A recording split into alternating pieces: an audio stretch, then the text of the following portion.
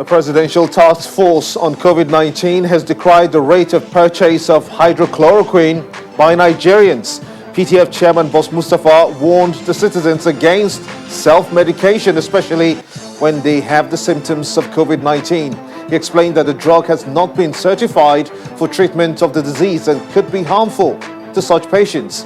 Data feeds are coming through in one place simultaneously on all our social media platforms on channelstv.com and on youtube.com/channelsweb. You can follow us live on m.channelstv.com and on Android, Apple, Fire and Roku TV. Tweet at Gimba Umar CTV. Use the hashtag State of the Nation. Let's get your thoughts in.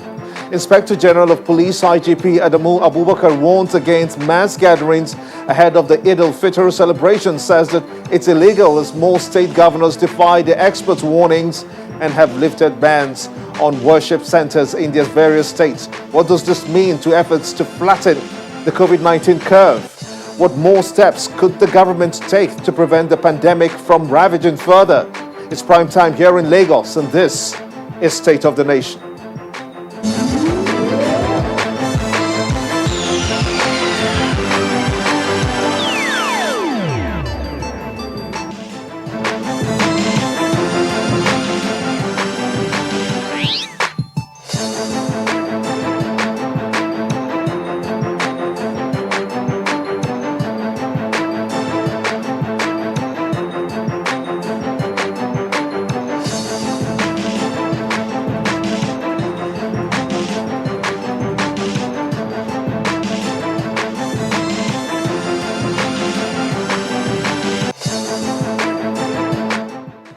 Welcome everyone in Nigeria and the rest of the world. I am Gimba Umar and this is State of the Nation.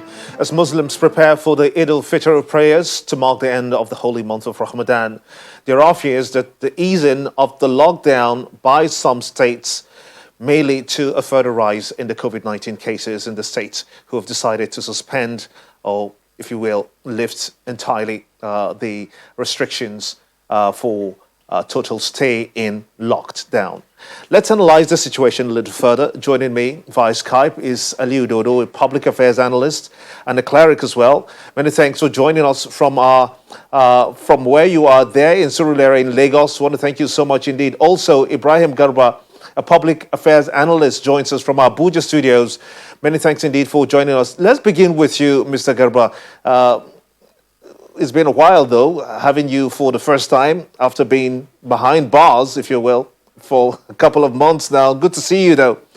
Tell us your views on states who have taken off this perceived lockdown, if you will, and a restriction, or should I say lifting of restrictions from movements and gatherings, especially now that Eid al-Fitr prayers are just by the corner. What do you make of it? In the first place, thank you, Gimba, for welcoming me back. Well, you know, it's our country. We must struggle to make sure we have a better country. Whatever happens, we take the responsibility of our own actions. Well, with regards to the issue, I think it's quite alarming that, yes, when we are approaching a festive period like the Eid al-Fitr, and incidentally, we are also in a situation that warrants caution.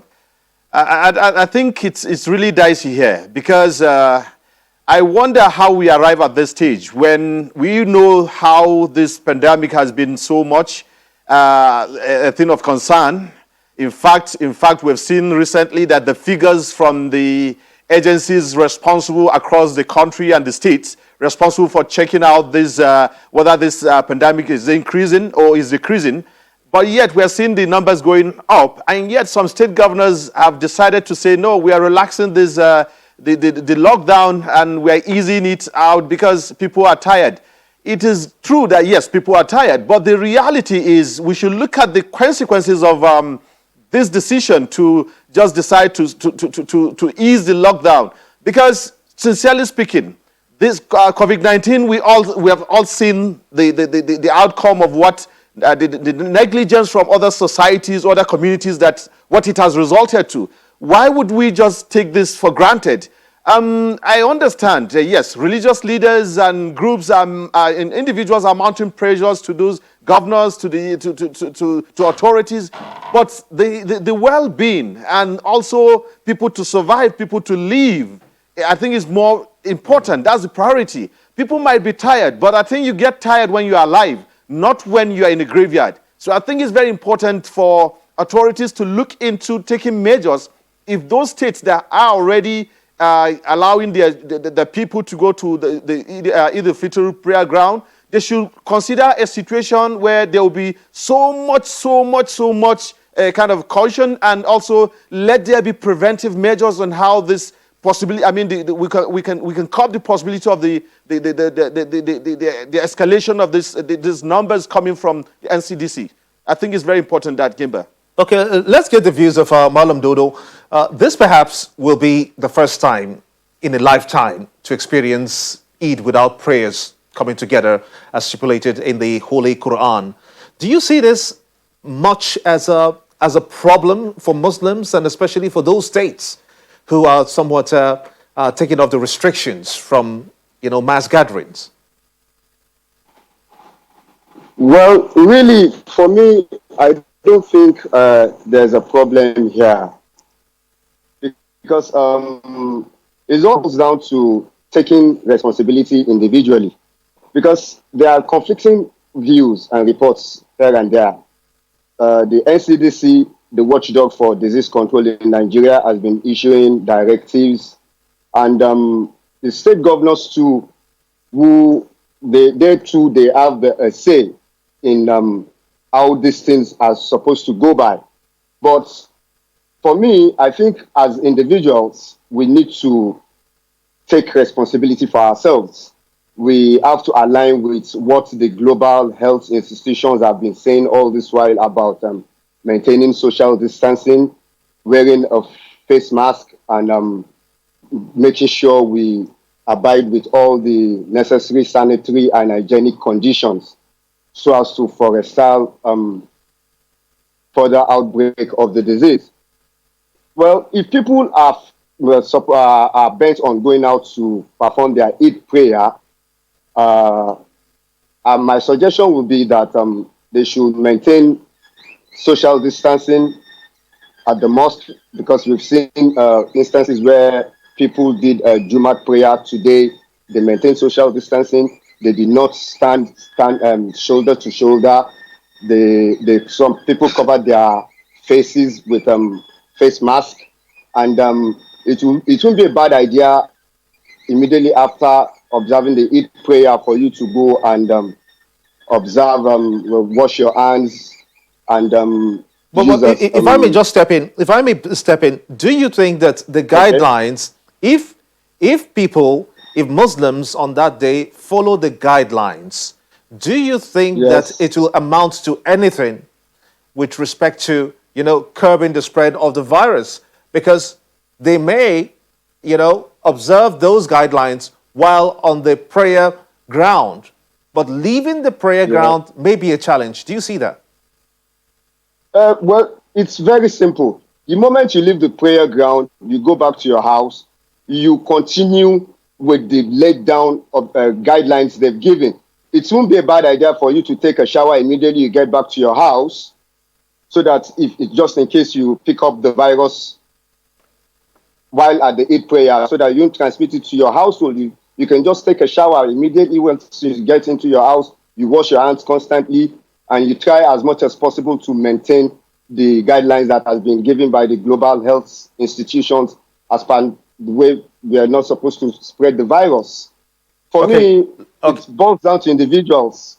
If you want to risk yourself to go and pray at the Eid prayer, it's up to you. But if you want to stay at home and keep safe, it's up to you. Let's toss this over to Garba, because states like Bauchi, Borno, Ebonyi, Imo, Zamfara, Katsina State, Nasarawa State, Benue, Niger State, Kogi State, Cross River State, among other states, have gone ahead to, relax that restriction on religious gatherings.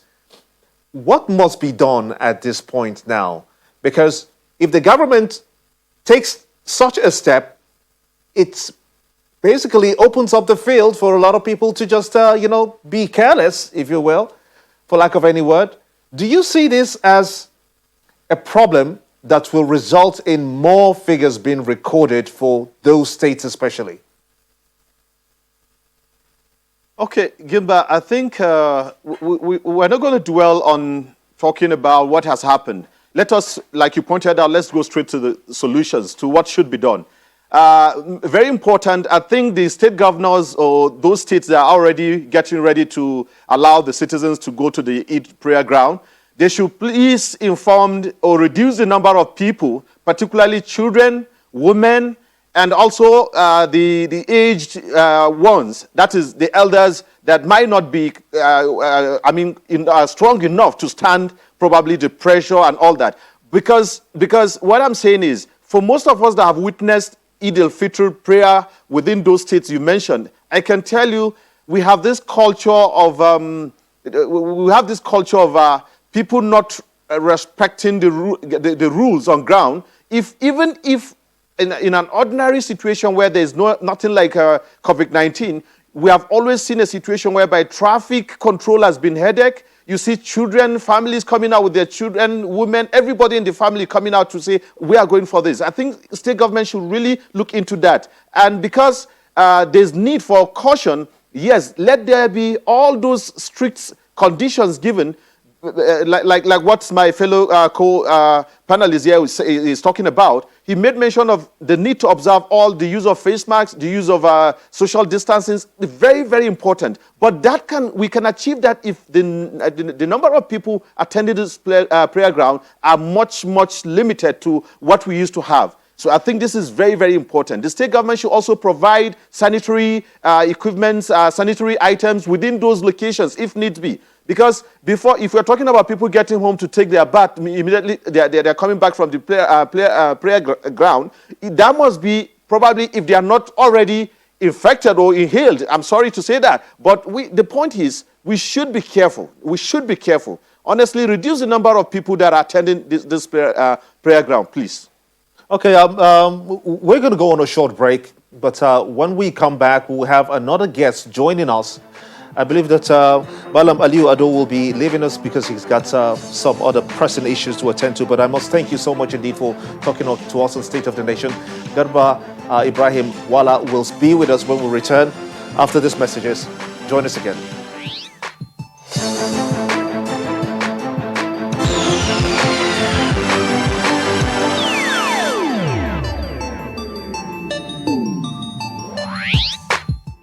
Welcome back to State of the Nation now. We now have Dr. Emeka Anoje, is a public health physician. He's be joining us from our Abuja studios via Skype very shortly. Many thanks indeed for joining us. And also Ibrahim Garba is still with us in our Abuja studios as well. Now, this is what we hear in Garba. Some argue that this could have been avoided, this kind of situation whereby we may have a pandemic that has gone totally loose. They say that this is a situation that could have been avoided if the government had extended the lockdown and not ease it in the first place. Do you see any sense in that? Yes, Gimba. I can imagine a situation whereby, assuming we for the first time, this pandemic has just gotten to start at this moment when we are approaching seasons like this. I'm sure that nobody would think of probably breaching that arrangement of saying people should not go out. But because people have been so much tired, it has been weeks of lockdowns across communities, across the states. So people got exhausted. People got exhausted economically. People got exhausted even psychologically. But all these things boils down to how serious we have been as government, how serious we have been as citizens of a country. Because you know very well that the third world, or let me say Africa generally, we have this mentality of belief. Some do not even believe that, yes, this coronavirus is real. Because some are saying, no, we can even use the power of prayers to actually cure this things. So all these things put together remains a challenge to the society, to even the authorities. I think this is one of the biggest challenges we have. So at this point, what is needed to be done is actually to step up the campaign, to really educate people. And very important, Gimba, politics. We should find a way to really separate politics with this particular pandemic as we're in. This is because in some you could see some videos coming out whereby you have citizens have been tamed in a particular place. Yet, in the name of, in the name that these are probably victims, these are probably people that are infected, but you could see that these same people are there dancing, even playing some drums and all that.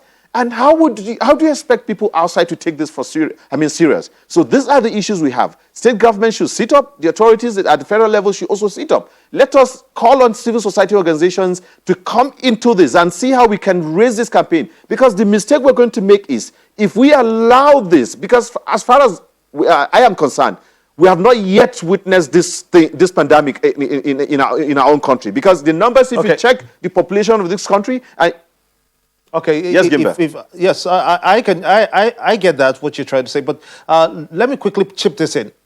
And people are going about buying hydrochloroquine. This is what the PTF chairman, Boss Mustafa, says. He says that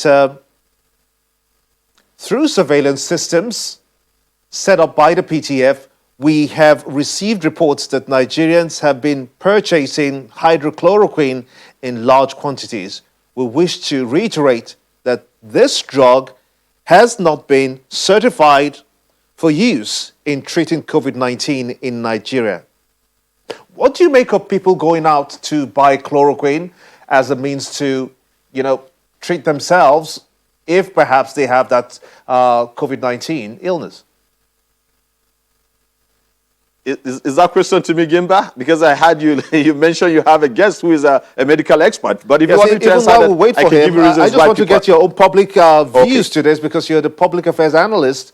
Why do you think people are going out in mass? That is what the PTF chairman says. People are going out in mass to buy this hydrochloroquine. You see, Gimba, this is an indication of probably, I wouldn't say failure from the authorities, but somehow is an indication that people are left to actually get to find solutions for themselves out of this situation that we're in. Probably the government or the authorities is overwhelmed with the situation on ground. But the reality on ground is that there hasn't been enough probably from those centers where people are even being quarantined, people have even kept. Is there any medical attention specifically given to these individuals? So it is possible that people are tired, people are afraid. Now, you see, if we cannot also engage the media to actually help in carrying on campaigns that will reduce actually, this fear that people are into, I can tell you that people can go out there, want to fend for themselves solutions that whether it is real or not, people don't care. Psychologically, people will believe that what they are doing is... I'll come back to you about the treatment. We'll look at the Madagascar solution that was brought into the country, which will also undergo some kind of testing. But Dr. Emeka Anoje now joins us as a public health physician. He joins us from Abuja via Skype. I want to thank you so much. The first question, when we got back on break, from the break, I asked our Abuja guest, Ibrahim Garba, is that people are going out to buy this hydrochloroquine in large quantities. That's coming from the PTF chairman, Boss Mustafa. Do you think that that's a solution that people see, and will it help them in any way, being a public health physician? Yeah, thank you very much, Gimba, and I'm happy to be on the station this evening. Yes, you're right. Even before that observation was made, as a public health physician and one who has been monitoring the evolution of COVID-19 in the country, and of course interacting with a variety of experts, it's been common knowledge that quite a number of people have gone out to buy hydroxychloroquine or chloroquine, as the brand is commonly found in Nigeria, for the purpose of COVID-19. And you would recall that quite earlier on in the response, following a public pronouncement made by the President of the United States of America, Donald Trump, that really catalyzed the action of the procurement of chloroquine, not just in Nigeria, but also in the United States. But the fact remains that it is not yet clinically proven that chloroquine or hydroxychloroquine is an effective medication for the treatment of COVID-19. And even if it were, the advice is that it has to be given and administered under strict clinical conditions and guidelines. And it has to be taken in combination with other drugs. And every patient experience is going to be different. Not every 2 patients who's come down with COVID-19 represents the same spectrum of clinical conditions. People have underlying conditions, some of which may present a contraindication to the use of hydroxychloroquine or any other medications.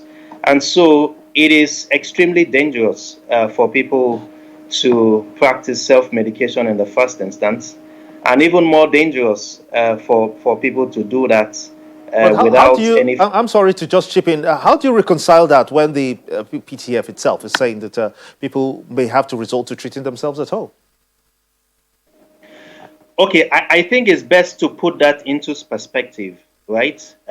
Because, yes, we are awaiting some clearly stipulated guidelines for home treatment of COVID-19. And the Commissioner for Health in Lagos, Professor Abayomi, did present an insight in a news briefing yesterday about what that might look like. And from what I gathered from his presentation, it will be rolled out in phases. The first phase being that the home treatment would be a continuation from the institutional treatment, meaning a patient is initially admitted into institutional care, and at some point in the course of treatment, perhaps after the first negative test is received, then the patient can move home and continue their treatment at home, and thereafter a second test can be carried out. I do not think the intention, and certainly the Secretary to the Government of the Federation did not intend that people should resort to self-medication. The thinking is that... If I may ask very quickly, I'm getting the social media, questions coming in through social media platforms. One asking that what kind of treatment do they get at the isolation centers? Okay, yes. So the country has, the NCDC has developed treatment guidelines for patients in isolation centers. And it's not, the idea is not to come on air with this, because it will vary from one patient to the other. It is important to know that essentially the coronavirus, the novel coronavirus, like most viruses, are self-limiting. And for the majority of the patients, they either are asymptomatic or mildly symptomatic, and the majority of patients will recover even without any form of medication. But there will be a couple of people who might have some comorbid conditions, and this could even include malaria. Don't forget that malaria is endemic in Nigeria, and this could also include upper airway infections that are bacterial in nature. And so for such persons, their treatment could include antimalarials and also antibiotics. But essentially, it's quite clear on account of the successful rates of discharge. We have 1,907, I believe, cases that have been successfully treated and discharged. Okay, that's the video seems to be freezing. Let me just get the thoughts of very quickly now, just in 30 seconds. Mr. Garba, what do you make of the Madagascar solution? Well, I think it's just about critics. We've seen how critics, especially institutions of the world like WHO, World Health Organization, that actually criticize that, and also other countries. I think it's something that we should tread with care. I'm not saying we should join the politics, but we should also be careful the way we would maybe accept what is coming from Madagascar, because we need to actually give it time to be sure that, yes, this medication coming from that point of that place is actually something that working with, I think, for now. That's a good place to let it rest. I most sincerely thank you, Ibrahim Garba, as well as Emeka Anoje, a public health physician, as well as a public health, that will be a public affairs analyst for the two guests that I've had to discuss these very pressing issues with us today. Many thanks to you, gentlemen, and to you for being a part of the show. Thanks for watching. I'm Gimba Umar. This is State of the Nation. Bye for now.